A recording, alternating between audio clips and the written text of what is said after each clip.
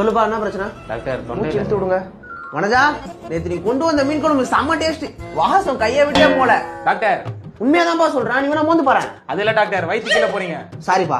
வனஜா, அந்த பேஷண்ட் கிட்ட இருந்து யூரின் சாம்பிள் வாங்கிட்டீங்களா? வாங்கி வச்சிட்டேன் டாக்டர். ஓகே போங்க. சொல்லுப்பா, உங்களுக்கு என்ன பிரச்சனை? டாக்டர் நீங்க அதை காதலே மாட்டலன்னு நினைக்கிறேன். இல்ல தம்பி, அது உங்களுக்கு சொன்னா புரியாது. நீங்க சொல்லுங்க என்ன பிரச்சனை? அதான் டாக்டர் தொண்டை நாங்க நீட்டுங்க. ஒண்ணுமே தெரியலையே டாக்டர். நீங்க ஆனே பண்ணல டாக்டர். இல்லப்பா, ஆன்ல தான் இருக்கு. பேட்டரி போயிடுச்சு போல.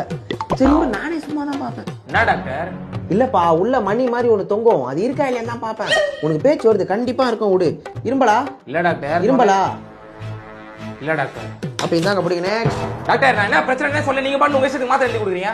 எதுக்கு இப்ப வாய்ஸ் ரைஸ் பண்றீங்க? நான் யாருன்னு தெரியுமா? Doctor Joseph. உலகம் பூரா தெரியும்.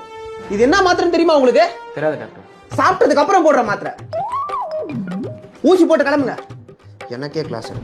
நீ சொல்றது கூட நான் கேட்கணும், நான் சொல்றது நீ கேட்க மாட்டியா? சார் கேவலம் ஒரு 50,000 புடவை வாங்கி தர துப்பு இல்ல.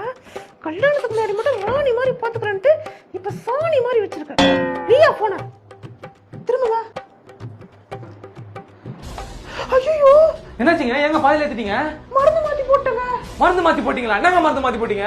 யூரின் டெஸ்ட் வச்சு இந்த யூரின் எடுத்து உங்களுக்கு போட்டங்க. ஓ என்னமா பேசுறேன்? அந்த ஆளு என்னன்னு தெரியாம மாத்திரை எழுதி கொடுக்குறான். நீங்க நான் மூத்தல் எழுதி பின்னாடி குத்திட்டு அசால்ட்டா பேசுறீங்க. ஐயோ கத்துறதுக்குள்ள உயிர் போறதுக்குள்ள பெரிய ஆஸ்பத்திரி ஓடுங்க போங்க. ஐயோ